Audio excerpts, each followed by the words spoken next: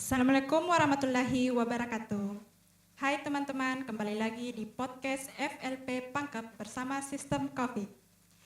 Kali ini kita kedatangan narasumber yang sangat menarik dan sangat inspiratif. Kenalin Kak Haslia, Ketua Himpunan PIAUD STAI DDI Pangkep. Halo Kak Haslia, apa kabar? Salam Kak. Bagaimana kabarnya Kak? Alhamdulillah, kabar saya baik, sehat. Silahkan Kak, perkenalkan dirinya.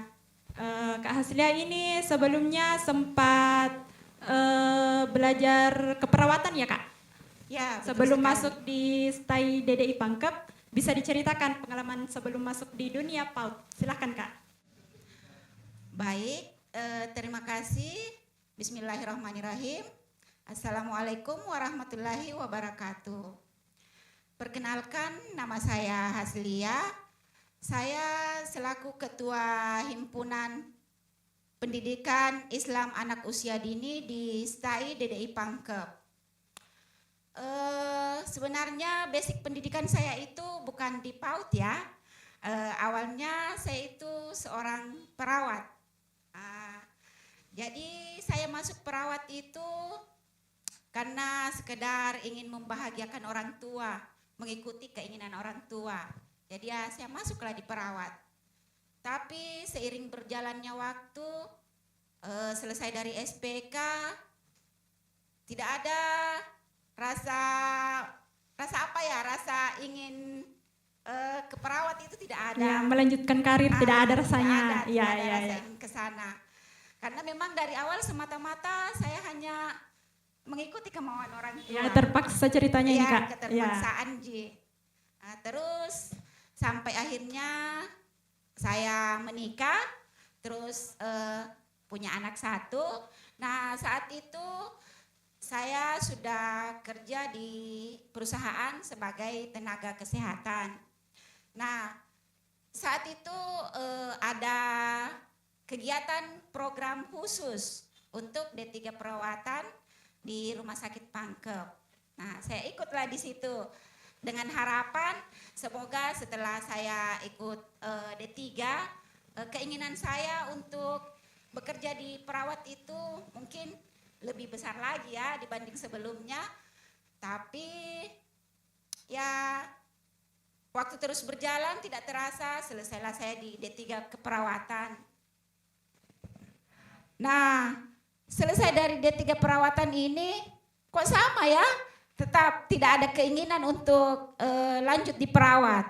Sementara saat itu bisa dibilang lulus dari D3 perawatan itu adalah peluang yang sangat bagus untuk kita mendaftar pegawai negeri lah di perawat. Tapi tidak dengan saya. Rasanya biasa-biasa saja Ji. Tidak ada rasa yang lebih wow begitu. Saya sudah D3 perawat ini. Tidak ada. Jadi saya sudah D3 perawat, saya tetap lanjut kerja di perusahaan sebagai tenaga kesehatan tadi kan, melayani para karyawan, melayani staf-staf yang ada di kantor dan semuanya. Nah, pas tahun itu 2016 kalau tidak salah, perusahaan tempat saya itu bekerja mengalami penurunan. Jadi karyawannya di PHK secara besar-besaran. Dari imbas PHK tadi ini jadilah saya ibu rumah tangga kembali, tidak bekerja lagi. Karena saya juga waktu itu tidak kepikiran untuk mencari pekerjaan lagi, berhubung karena saya juga lagi sedang merawat mertua saya yang sakit-sakitan. Jadi hampir 3 tahun ya kayaknya. Saya mulai bergabung di PAUD itu di bulan Juli 2019. Karena ajakan seorang teman, dia calling saya, mau tidak coba-coba bergabung di PAUD. Jadi saya bilang, PAUD-nya di mana? Dibilang di sini dekat Ji, di Bungoro. Nah, saya cobalah bergabung di sekolah PAUD yang sampai sekarang masih saya tempati untuk mengajar. Nah, seperti itu. Oh, jadi begitu ya ceritanya, Kak. Iya. Ngomong-ngomong tentang PAUD, saya ingin bertanya, sebenarnya ini mitos atau fakta? Iya. Menjadi guru PAUD itu harus pintar nyanyi, harus pintar menari. Emang itu salah satu persyaratan untuk menjadi PAUD, harus pintar nyanyi atau harus pintar menari? Itu mitos atau fakta, Kak? Silahkan. Baik, kalau menurut saya itu mitos ya. Ini menurut saya. Apa jangan-jangan Kakak enggak tahu mau nyanyi ya? Ya seperti itulah. Saya kurang bisa menyanyi, apalagi namanya menari. Badan saya kurang lentur. Kenapa saya katakan mitos? Karena di PAUD itu bernyanyi dan menari itu sebenarnya bukan tujuan utama, melainkan hanyalah salah satu metode pembelajaran. Nah, kenapa bernyanyi dan menari itu sering dilakukan di PAUD? Ya karena menyenangkan buat anak-anak dan juga sesuai dengan kondisi anak-anak, di mana di usia anak PAUD itu anak-anak itu belajar sambil bermain. Ya. Iya. Oh, dengan metode bernyanyi itu lebih gampang masuk edukasi ya, Kak? Lewat Iya, nyanyi. betul. Ya. Iya. Baik, Kak. Kita ke soal himpunan ya, Kak. Bisa diceritakan bagaimana bisa Kak Haslia ini terjun menjadi ketua himpunan? Mengingat Kak Haslia ini kan mengajar di PAUD, terus pasti sudah menjadi ibu rumah tangga. Motivasi awalnya Kak Haslia ini bisa masuk di himpunan bagaimana? Apalagi jadi ketua, pasti agak susah mengatur waktunya. Silahkan Kak. Baik, saya masuk di himpunan itu sebenarnya kalau dari pribadi sih tidak ada ya sama sekali keinginan untuk masuk di himpunan. Bahkan sebagai anggota himpunan pun tidak. Karena ya seperti dibilang tadi, saya sudah berkeluarga, pasti waktunya kurang efisien begitu. Nah, tapi karena dorongan dari teman-teman, khususnya di PIAUD angkatan saya itu, PIAUD 24, mereka sangat mengharapkan, antusias untuk saya maju mengikuti pemilihan ketua himpunan. Nah, akhirnya saya majulah dengan proses pemilihan 3 kandidat waktu itu. Dan dari hasil pemilihan itu yang terpilih saya. Seperti itu.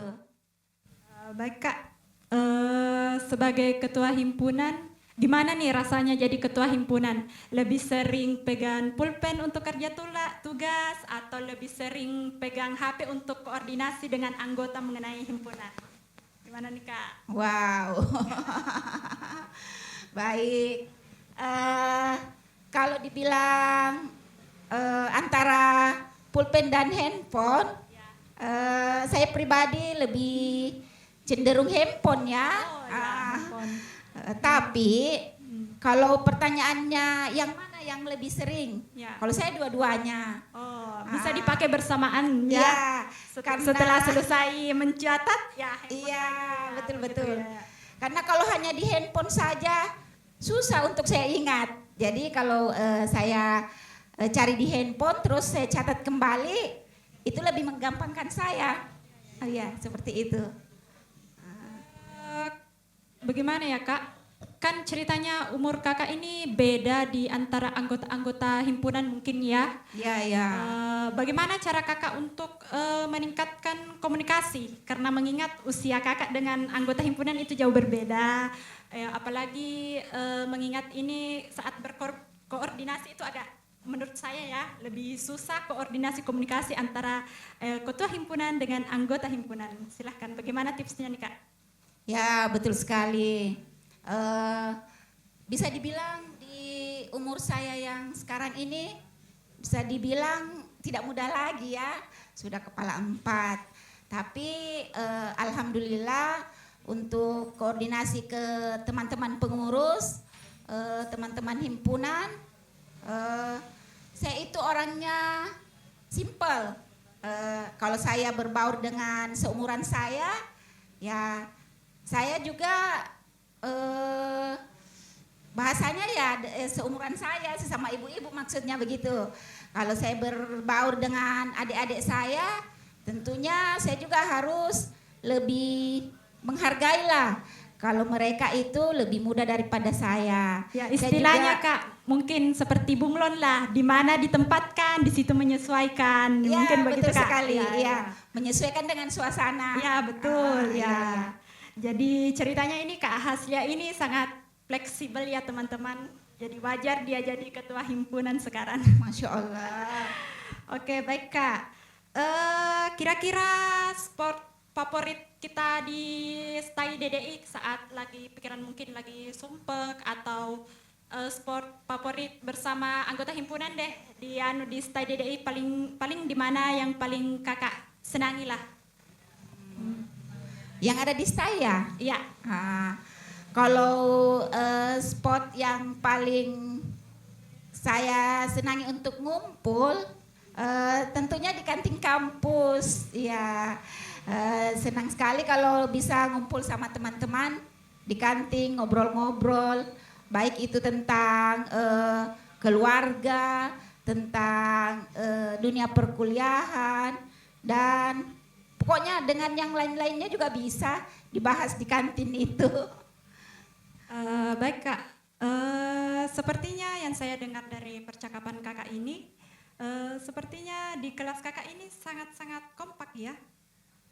Ya, bisa dibilang seperti itu. Ya, mungkin ada yang menonton di YouTube FLP. Bisa Kakak sebutkan siapa teman kelas yang paling cerewet, yang paling sering terlambat lah, yang paling sering yang paling sering protes lah di kelas. Ya, kita keluarkan aib-aibnya ya Kak. Semoga mereka mendengarkan dan tersinggung. Oke, kita kupas tuntas. Baik, di kelas PIAUT itu karakternya sudah ada semua ya. Ada yang cerewet, ada yang jam karet, ada juga yang suka protes. Nah, kalau untuk yang suka protes, jatuhnya ke ibu owner kita mungkin. Wah, Ibu Owner, silahkan mendengarkan Ibu kita disinggung. Ibu Aca. Ya, Ibu Aca. Dia itu suka protes, tapi ini protesnya soal yang baik-baik ya.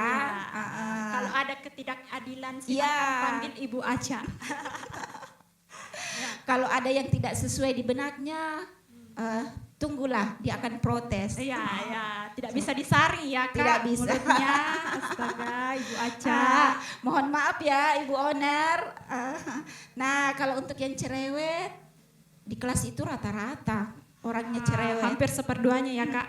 Bisa dibilang begitu. Sebenarnya wajar sih PAUD itu cerewet karena kan dia itu anak-anak ya yang dihadapi karena hampir kayaknya semuanya mengajar ya. Iya. Ya. Yang tidak mengajar itu bisa dihitung jari. Ada berapa orang. Rata-rata mengajar jadi bisa dimaklumi. Kalau untuk yang cerewetnya, selama cerewetnya yang baik-baik. Nah, kalau untuk yang jam karet, yang paling santai. Siapa nih? Ada di Calbot kita. Oh, Calbot. Calbot. Ya, akhirnya. Selamat buat Calbot. Sebentar lagi menempuh ibadah terpanjang. Semoga langgeng. Baik. Dan semoga nantinya tidak tambah terlambat ya karena sudah ada suami yang harus Betul. Ya, betul. Oke, tidak usah disebutkan namanya ya. Teman-teman mungkin sudah pada tahu siapa Calbot di kelas kita. Iya. Oke. Selanjutnya nih Kak. Kira-kira diibaratkan lagu nih Kak. HMPS PIAUT itu seperti apa kekompakannya Kak? Bisa disebutkan lagunya atau dilagukan nih Kak? Mengingat Kakak ini adalah guru PIAUT yang sangat-sangat pandai menciptakan lagu. Waduh.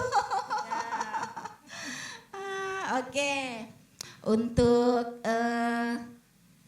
suasana atau keadaan di organisasi HMPS Piaut sekarang, kalau diibaratkan sebuah lagu, mungkin lagunya seperti ini. Saya kasih judul Kita Satu Tim.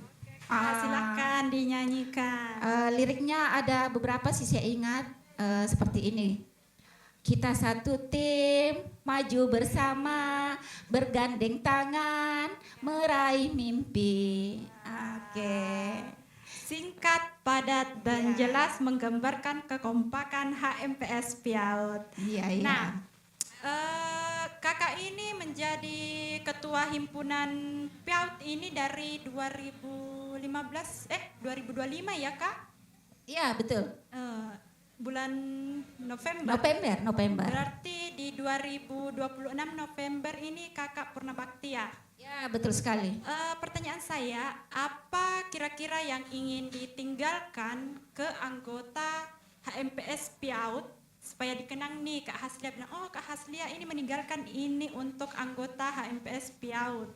Kira-kira kesan apa yang ingin ditinggalkan Kak? Silahkan. Baik.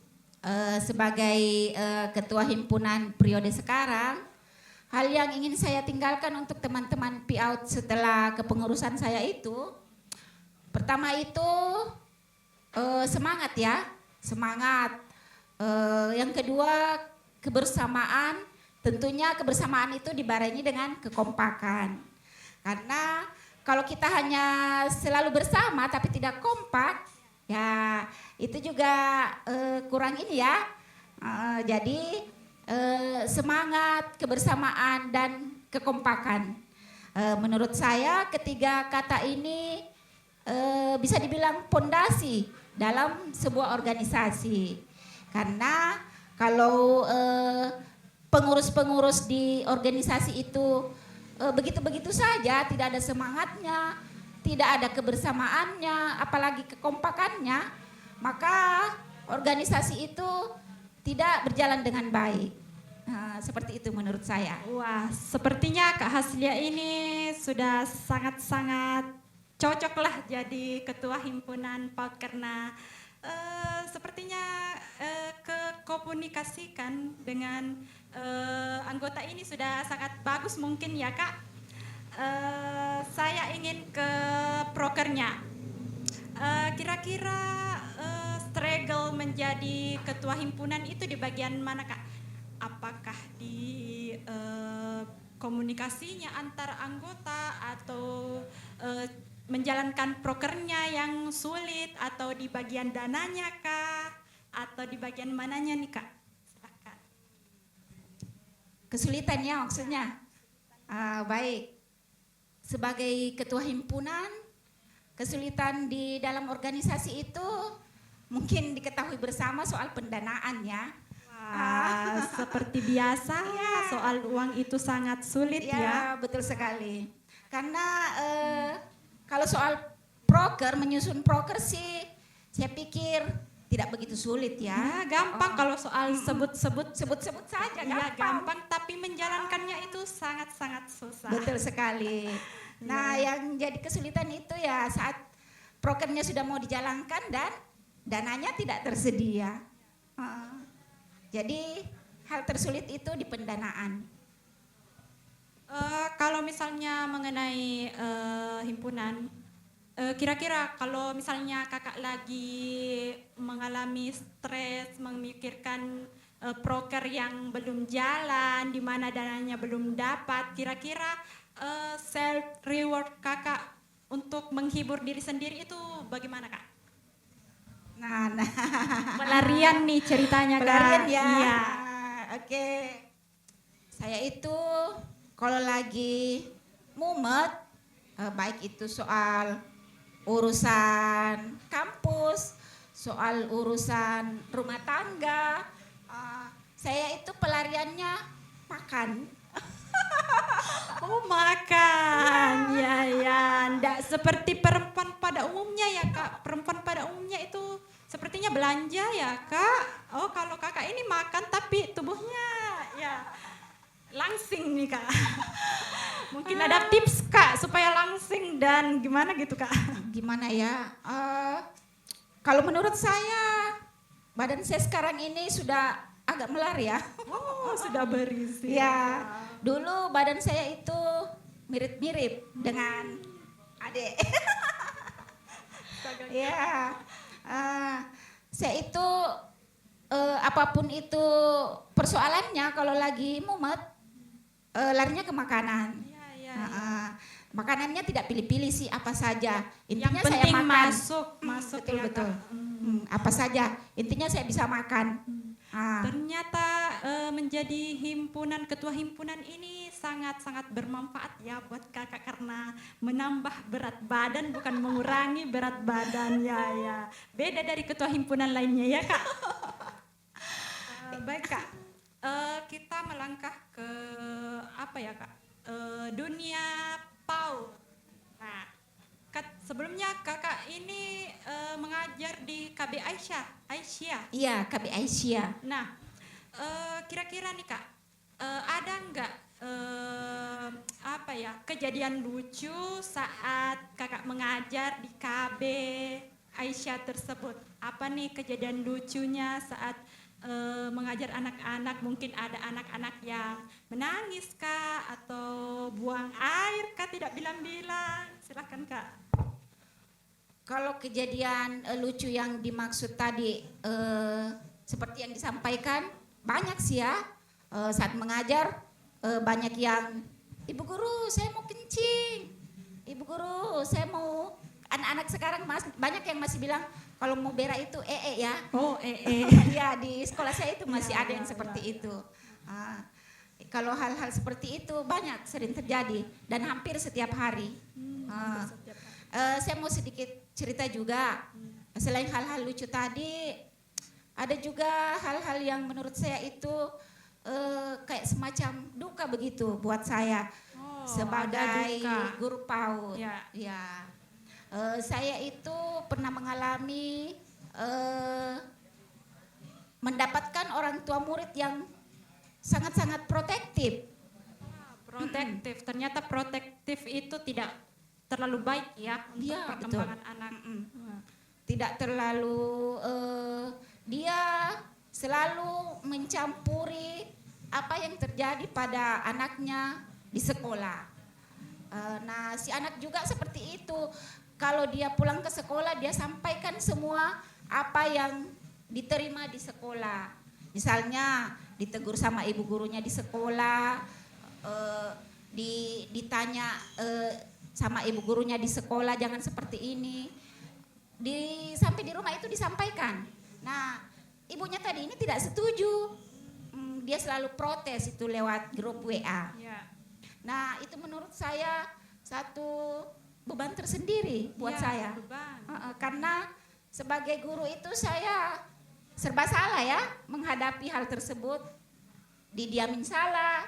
Ditanggepin salah. Iya. Ya, seperti itu pengalaman saya di sekolah.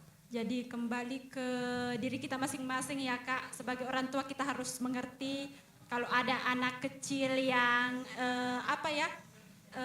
melontarkan kata-kata, kita harus pastikan dulu nih, bilang apakah ini benar yang dia katakan atau tidak. Jangan kita melahap habis-habisan ya. Apa yang dibilangkan. Betul sekali. Ya. Harus didalami dulu. Iya. Betul tidaknya. Iya. Dan jangan semua yang disampaikan anak ke orang tuanya itu jangan semuanya langsung ditanggepin begitu saja. Iya, betul. Iya. Oke kak, sekarang saya ingin menanyakan tentang orang tua yang menuntut sekolah itu anaknya harus pintar membaca, harus pintar menulis, harus pintar berhitung. Nah, sedangkan di kurikulum itu mengajarkan untuk anak bermain sambil belajar. Saya pernah ada kasus nih. Saat kita sedang mengajar, sebenarnya kita ini mengajar sambil bermain di situ sudah ada pembelajaran yang masuk, tapi anak-anak mengatakan, ibu guru kapan Ki belajar? Padahal sebenarnya itu sudah belajar, cuman tidak menulis di kertas. Ya, betul. Jadi pemikirannya itu kita belajar kalau kita menulis. Ya, betul Kalau sekali. kita bermain berarti tidak belajar. Iya. Jadi bagaimana caranya itu memberi pemahaman kepada orang tua bahwa belajar itu tidak mesti harus menulis, tapi bisa lewat bermain. Silahkan Kak. Nah, baik. Memang ya, sebagian orang tua itu beranggapan kalau anak-anak mereka di PAUD itu, kalau misalkan kayak di tema tanaman, kita belajar di luar kelas itu menyiram tanaman. Nah, orang tua itu beranggapan kalau itu tidak belajar. Anaknya cuma disuruh siram tanaman. Itu anggapannya orang tua main-main saja.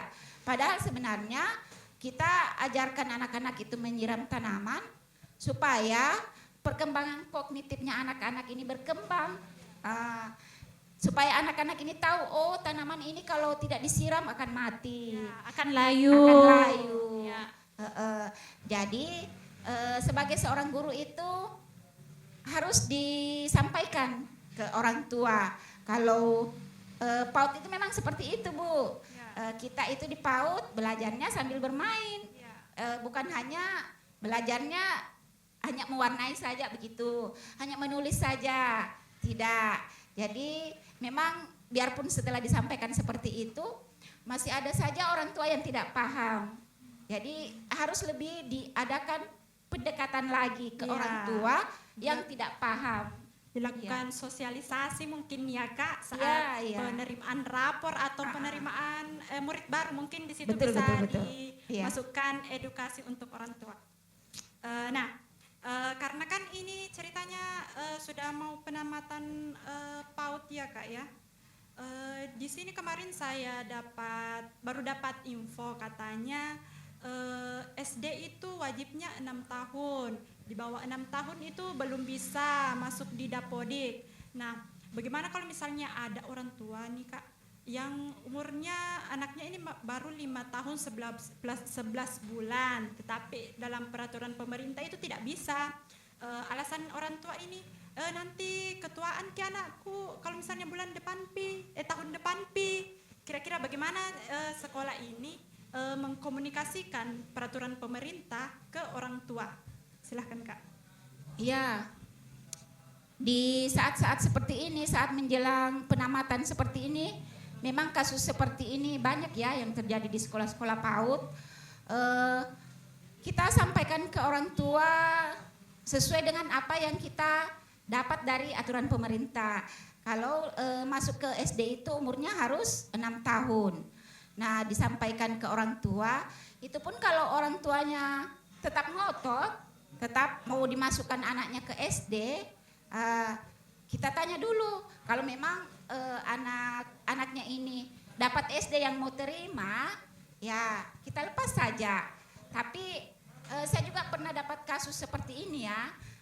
Murid saya ini belum cukup untuk masuk SD, tapi orang tuanya ngotot mau masuk SD. Dari SD-nya itu diminta semacam keterangan begitu. Oh, keterangan dari guru? Iya, keterangan dari sekolah PAUD-nya. Oh iya. Yang menyatakan kalau anak ini betul-betul sudah siap Mental, semua halnya, kognitif, betul. Ya, Kak. Oh iya. Baik Kak nih, karena kita sudah di penghujung acara nih Kak ya. Saya ingin kira-kira pesan dan kesan untuk mahasiswa baru di STAI DDI yang mungkin masih malu-malu, masih tidak percaya diri untuk tampil menyuarakan pendapatnya, bagaimana nih Kak? Tips ya, semacam tips begitu. Ya, tips seperti ketua himpunan kita yang sangat pede hari ini. Wow, Masya Allah. Sangat menginspirasi lah. Ya, baik untuk adik-adik mahasiswa baru, khususnya yang ada di program studi pendidikan Islam anak usia dini. Tips dari saya itu pahami saja kalau percaya diri itu bukanlah sebuah bakat, melainkan sesuatu yang harus terus dilatih berulang-ulang. Jadi sebagai mahasiswa baru, teruslah berlatih, teruslah mencoba. Seiring berjalannya waktu, maka rasa malu itu akan hilang dengan sendirinya. Nah, digantikan dengan rasa percaya diri yang akan tumbuh juga dengan sendirinya. Oh, iya, Seperti iya, itu. Mungkin kita sudah di penghujung acara. Terima Baik. kasih kepada Kak Haslia selaku Ketua Himpunan Piaut Stai DDI Pangkep yang menyempatkan waktunya untuk hadir di podcast FLP Pangkep bersama Sistem Cafe. Mungkin sekian, jangan lupa share, komen, dan subscribe channel FLP Pangkep bersama Sistem Cafe. Mungkin sekian, mungkin kakak bisa mengajak teman-teman untuk like, comment, share untuk podcast FLP Pangkep ini. Ya, baik, untuk teman-teman yang sudah menonton bincang-bincang singkat kita pada malam hari ini, silahkan like, komen, dan subscribe channel FLP Pangkep bersama Sistem Cafe. Terima kasih. Oke, wassalamualaikum warahmatullahi wabarakatuh. Waalaikumsalam warahmatullahi wabarakatuh.